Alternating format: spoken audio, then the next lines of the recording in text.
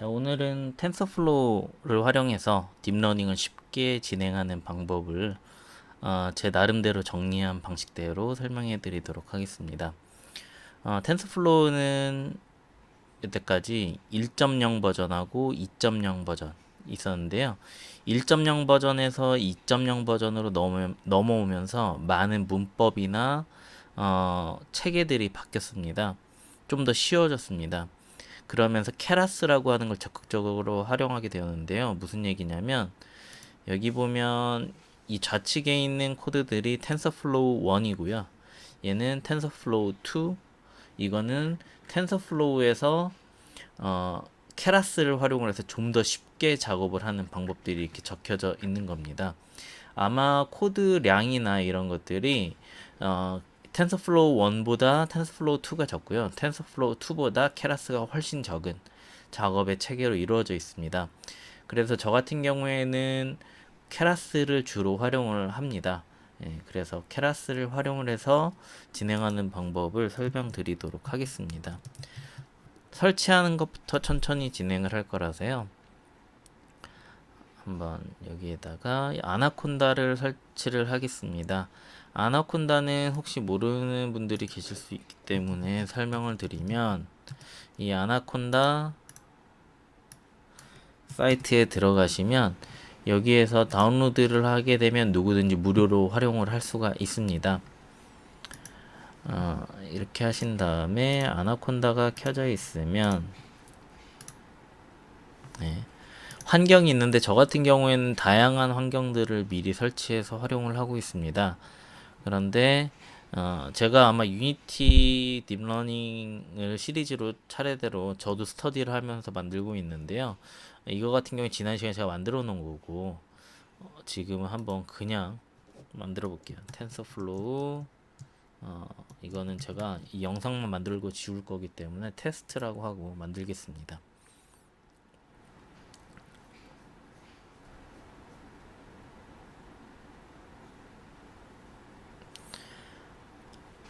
거의 이 텐서플로우로 작업하는 건 이런 작업은 거의 설치가 반입니다. 설치 반 하면은 거의 끝난 거나 다름없거든요.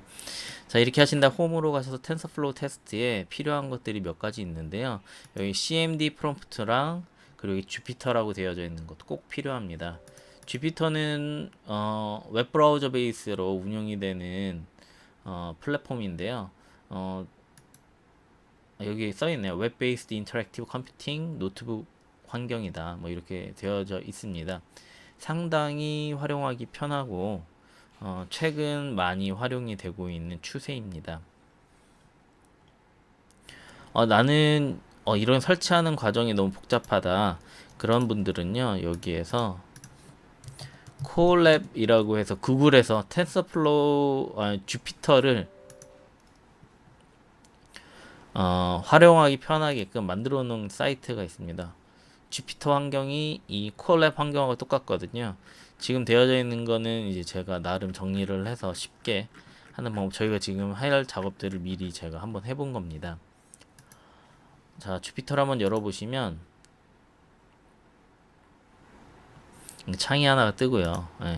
똑같이 뜨고, 제가 그냥 데스크탑에 이것도 한번 작업하고 지울 거기 때문에 케라스 베이직이라고 할게요. 제가 쓸 거는 ANN 방식이거든요. 가장 기본적이고 리니어 리그레션 같은 방법이다, 아니면 그런 방식의 가장 기초적인 방법 중에 하나다라고 생각하시면 되겠습니다.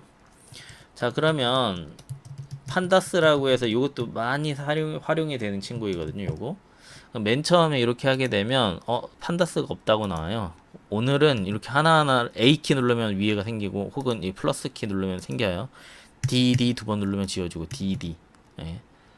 A키 누르면 위에 생기고, 이 상태에서 B키 누르면 밑에 생기고, 이런 방식이거든요. A, DD, DD, DD.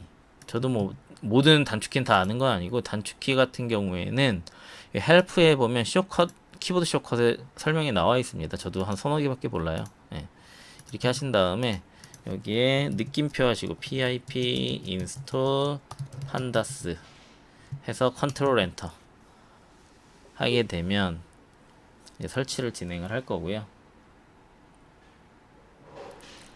지금 진행한 작업은 처음이기 때문에 예, 이번에는 엔터키 누르시고 import from scikit-learn import 하시고 dataset 해서 엔터를 해보면 또 이게 없다고 나오겠죠. 그러면 scikit-learn을 또 설치해주면 됩니다. 그래서 여기에다가 모아 설치를 할게요. pip install 여기에 scikit-learn 해서 설치를 진행을 하고요. 자, 이렇게 필요한 것들을 하나하나씩 전부 설치를 할 거기 때문에 제가 몇 가지 설치할 것들을 더 추가를 해서 pip install tensorflow와 그 다음 또 tensorflow는 있고 이 그래프를 그려주는 애가 있거든요. install matplotlib 라이브러리랑 scikit-learn 있고 이 정도만 설치하면 되겠네요. 컨트롤 엔터 눌러주셔서 설치를 해주시면 되고 아마 자기가 열심히 나름 설치를 하고 있을 거고 텐서플로우를 설치하는데 좀 시간이 걸립니다. 그래서 기다려 주시면 되겠습니다. 설치가 다 끝나면 이제 숫자가 뜰 거고요. 이제 여기에서 커널에서 클리어 아웃 해서 좀 깔끔하게 다시 원상태로 만들겠습니다. 지금부터는 제가 굳이 타이핑을 안 하고 코드 블럭 한 셀을 한 다음에 그 셀에 대한 설명을 해드릴게요. 자, 이렇게 한 다음에 여기 이제 저희가 불러드릴 거는 여기 데이터셋 scikit-learn에서 데이터셋을 정리를 해줬어요. 가장 많이 활용한 데이터셋. 그 중에 기본적으로 이 딥러닝을 기본 헬로 월드 작업을 할 때 많이 활용하는 게 여기 보면 이 보스턴 하우징 데이터를 많이 활용을 합니다. 보스턴 하우징 데이터는 그 집값 정보를 예측하는 건데요. 뭐 그 지역의 범죄율이나 주변 시세, 주변 환경 정보들을 한 13개의 카테고리로 정리를 해 놓은 데이터인데요. 이 데이터를 통해서 로드를 합니다. 보스턴이라고 하는 이름이에요. 이거는 저희가 마음대로 바꿀 수 있는 거고요. 그 다음 데이터 프레임은 판다스에서 지원하는 건데 깔끔하게 엑셀 같이 표로 보여주는 겁니다. 자, 무슨 얘기인지. 자, 임포트 하시고 위에는 설치할 필요 없겠죠. 설치했기 때문에 요거 하게 되면 보스턴이라는 명칭 안에 데이터셋을 불러왔고요. 보스턴에 다양한 엑셀 카테고리가 있는데 거기에 데이터라고 하는 컬럼 정보를 불러오는 겁니다. 그래서 컬럼 안에 또 보면 자, 이거 무슨 얘기냐면 X라고 하는 걸 한번 열어볼게요. B 대문자 X예요. 엔터 하게 되면 이렇게 이게 보스턴에 있는 데이터 정보가 있는 거고요. 그 다음 이게 데이터 정보들이고 Y 값은 집값 정보입니다. 타겟 정보. 타겟 정보가 들어 있습니다. 그래서 이 타겟을 예측을 하는 건데 이 타겟 곱하기 제가 나중에 할 건데 이 값이 그냥 집값 정보가 아니라 예를 들어 한 24억 뭐 이런 개념일 거예요. 21억 나중에 곱하기를 하거든요. 비용을 보여주려고요. 자, 이렇게 하신 다음에 그럼 여기에는 이게 아마 범죄 정보, 크라임이 범죄 정보고 밑에 있는 Z에는 이게 상업지역 면적 비율 정보래요. 그리고 제가 미리 다 찾아놔서 그리고 이 INDUS 정보는 일산화 질소 정보, 그러니까 주변의 대기 환경 정보. 그리고 얘는 주택당 평균 방 정보라고 하는데 이게 제가 뒤죽박죽 찾아놨군요.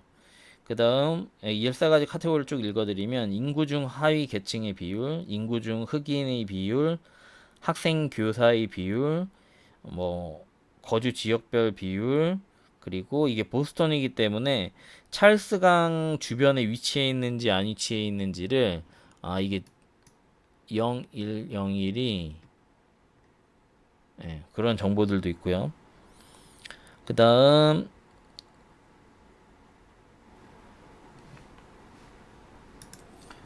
여기에 뭐 1940년대 이전에 건축된 주택의 비율, 방사형 고속도로까지의 거리, 뭐 고속도로까지 거리, 디스턴스가 그걸 뜻하는 것 같아요.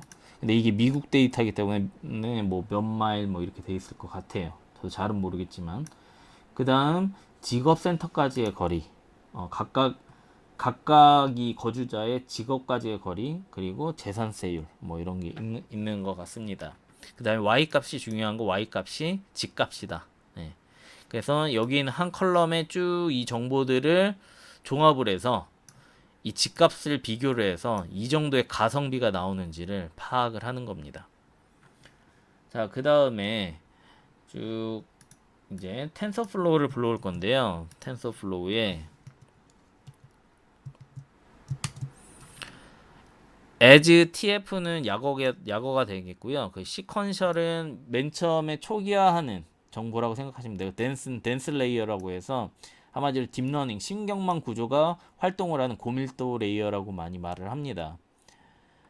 이렇게 데이터를 불러온 다음에 저희가 지금 테스트하고 있는 이 텐서플로우는 tf. 아이고 버전이 현재 상태 2.3 버전을 활용하고 있거든요. 현재 상태에서 가장 최신의 버전이 되겠습니다. 그 다음에 여기 보시면 모델 정보에서 시퀀셜이라고 해서 이 신경망 모델을 이 진입 부분 초기화 한마디로 버튼 온을 한 거고요.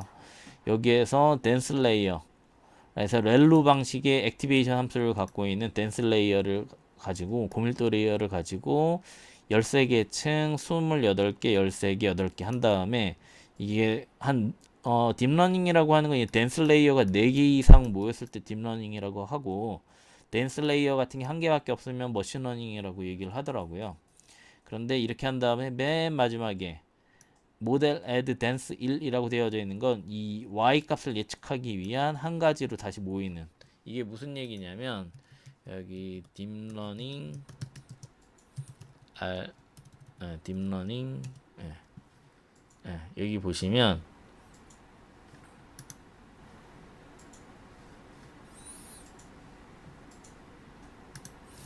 딥러닝의 구조가 있는데 한마디로 여기 4개 층 심플 뉴럴 네트워크는 3개 정도 되는데 딥러닝 하나 둘 셋 4개의 댄스 레이어가 있고 그 다음에 인풋이 하나가 있고 아웃풋이 하나가 있는데 지금 아웃풋 레이어를 이 작업에서는 한 개를 준 겁니다. 그래서 여기 있는 버블이 한 개다. 네. 그렇게 이해를 하시면 되겠습니다. 이렇게 한 개다. 그리고 시퀀셜이 이제 초기화. 나 이제 시작하겠어. 라고 해서 맨 시작점이 되겠고요. 그 다음에 여기에 컴파일 한 다음에 아담하고 ms2라고 하는 게 있는데 이거는 손실 함수를 체크하는 거고요. 그리고 옵티마이저는 여기에 손실 함수와 실제 값과 간의 상관관계가 있습니다. 그 상관관계를 최적화해서 가장 좋은 모델을 찾아내는 작업을 한다고 보시면 되겠습니다. 이거 같은 경우에는 제 나름대로 제가 이렇게 되는 것 같아. 이 코드를 활용을 하면서 나름대로 정리를 해서 약간의 오류도 있긴 있을 텐데 제가 만들면서 저 공부하려고 또 영상을 찍는 경향이 강하기 때문에 자, 그렇게 약간은 이해해 주시면 좋을 것 같습니다. 자, 그 다음에 사이클런에서 이렇게 있더라고요. 제가 여러 가지 막 테스트해보고 이걸 안 쓰는 코드들도 많은데 사이클런에 있는 모델 셀렉션 지금 여기에 있는 이제 데이터 불러왔잖아요. 이 데이터에서 트레인 정보와 테스트 정보를 쪼개주는 작업을 해주는 심플한 코드가 있더라고요. 텐서플로우와 사이클런은 다른 목적과 다른 개발자가 만든 건데 두 가지를 같이 쓰면 같이 많이들 쓰더라고요. 이걸 쓰면은 테스트 데이터 이렇게 학습을 트레이닝을 시키는 거거든요. 이 컴퓨터를 트레이닝을 시키는 건데 80%의 데이터로 훈련을 시키고 그 다음에 20%의 데이터로 테스트를 봅니다. 컴퓨터한테.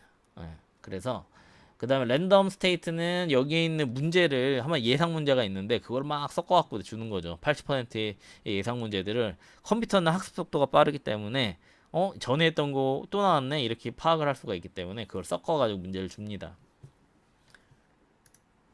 자, 그 다음에 이거 컨트롤 엔터 해주시고, 그 다음에 있는 코드는 텐서플로우 케라스 앤 콜백 함수가 있는데, 콜백 작업하는 게 있는데, 여기 얼리 스타핑 하는 거랑 모델 체크 포인트라고 하는 게 있는데요. 얼리 스타핑은 뭐냐면, 예를 들어 컴퓨터가 똑똑하다고 했잖아요. 이 반복적인 작업 한에서는. 그런데 제가 이따가 보면 한 500번 문제 풀어 반복적으로 이런 얘기를 할 거예요.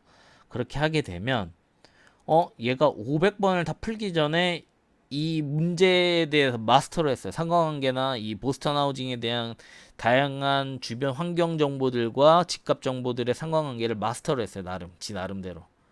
그러면 미리 스탑하는 겁니다. 예. 컴퓨터한테 무리 안 주고 나 이쯤 하면 된 것 같아. 그리고 모델 체크 포인트는 이 한 번, 5번, 500번 반복적으로 트레이닝을 시킬 거거든요.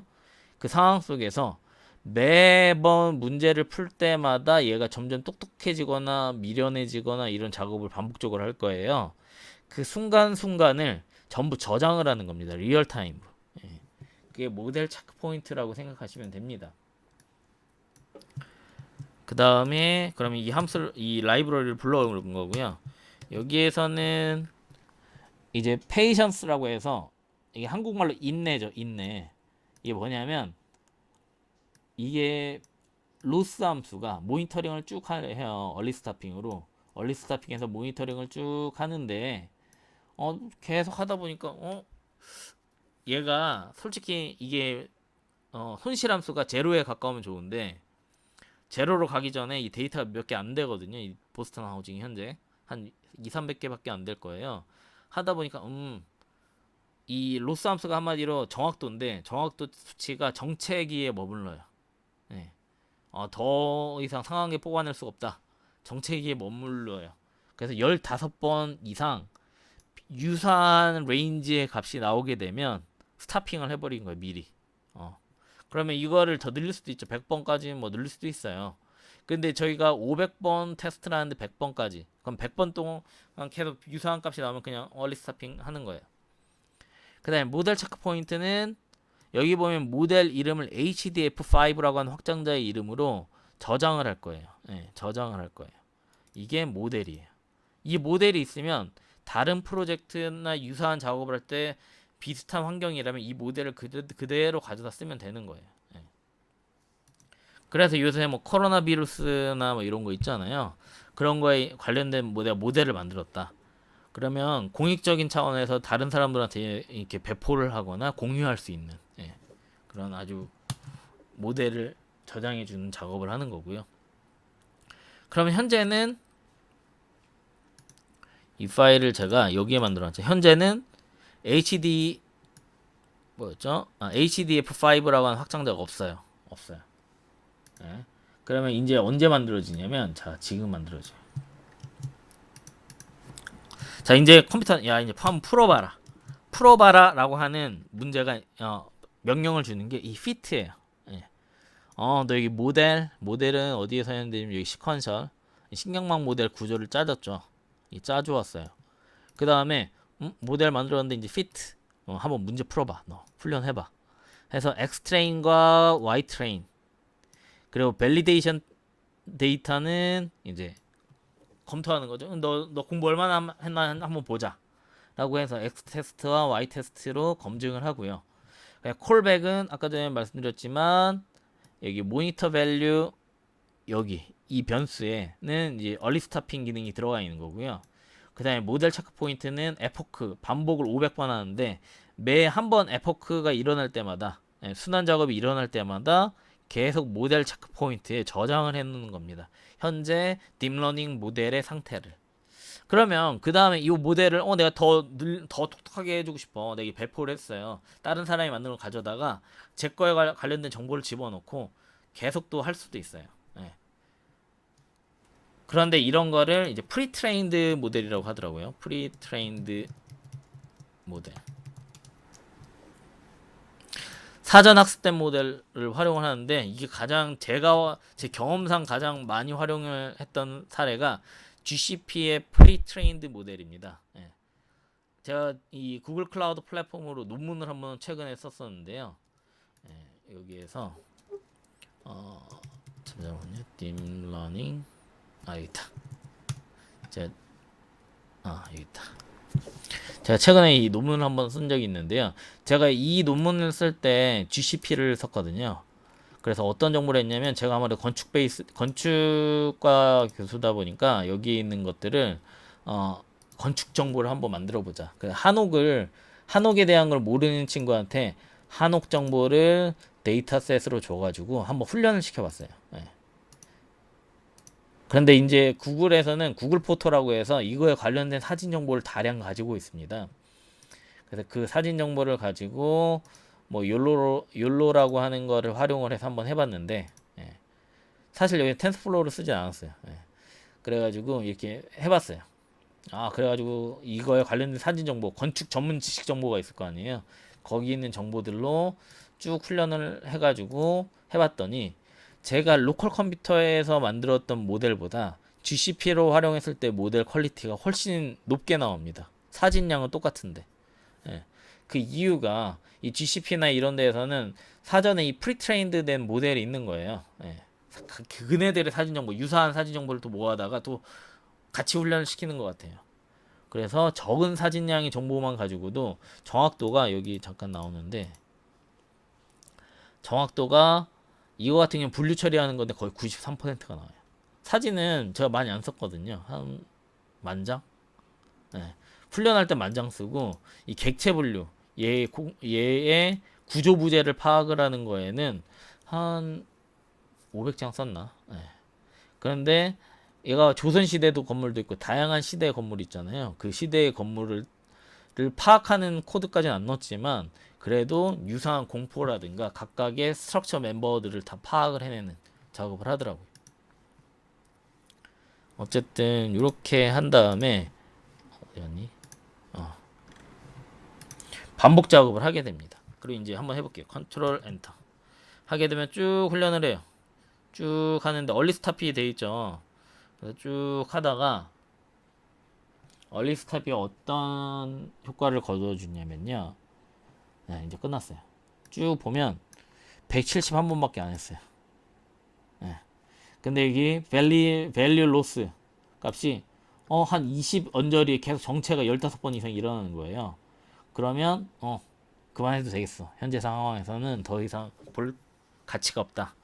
그러면 미리 멈추는 겁니다. 그럼 예의 정확도는 현재 이게 얼마 안 돼요. 76% 정도 돼요. 75%. 예. 정확도 그렇게 높은 편이 아니죠. 데이터가 왜냐하면 200개인가 밖에 안 돼요. 200개.